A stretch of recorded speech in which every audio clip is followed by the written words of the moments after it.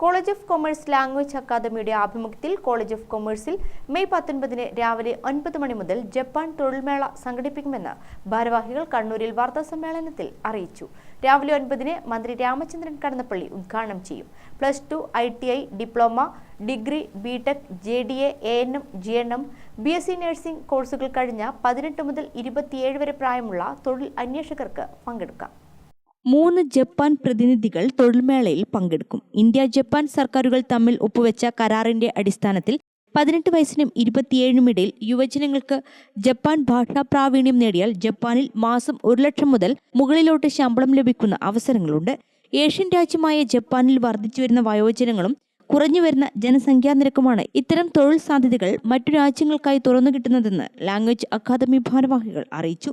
തൊഴിൽമേളയിൽ പങ്കെടുക്കുന്നതിനായി 8281769555 9446353155 എന്നീ നമ്പറുകളിൽ ബന്ധപ്പെടണം. ഈ അടുത്ത കാലത്ത് ജപ്പാനിലും ജർമ്മനിയിലും ഒക്കെ ഉള്ള തൊഴിൽ സാധ്യതകൾ മുൻകൂട്ടി കണ്ടുകൊണ്ട് ജർമ്മൻ ഭാഷ പഠിപ്പിക്കുക, ജപ്പാൻ ഭാഷ പഠിപ്പിക്കുക എന്നീ ഉദ്ദേശ ലക്ഷ്യങ്ങൾക്ക് വേണ്ടി കോളേജ് ഓഫ് കൊമേഴ്സിനകത്ത് തന്നെ ലാംഗ്വേജ് അക്കാദമി സ്ഥാപിക്കുകയുണ്ടായി.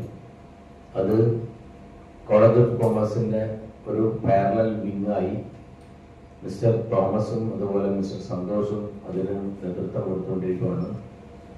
മിസ്റ്റർ തോമസ് അതിൻ്റെ മാനേജിംഗ് ഡയറക്ടറാണ്, സന്തോഷ് അതിൻ്റെ ഡയറക്ടറുമാണ്. അവർ രണ്ടുപേരുമാണ് ഈ പ്രവർത്തനങ്ങൾക്ക് നേതൃത്വം കൊടുക്കുന്നത്.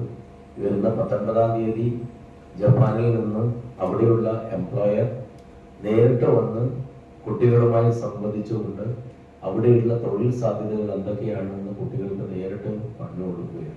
വാർത്താ സമ്മേളനത്തിൽ college of commerce chairman C. Anilkumar, language academy MD KM Thomas, language academy director TJ Santhosh, language academy operation manager Liji Biju എന്നിവർ പങ്കെടുത്തു. ഗ്രാമിക ന്യൂസ്, കണ്ണൂർ.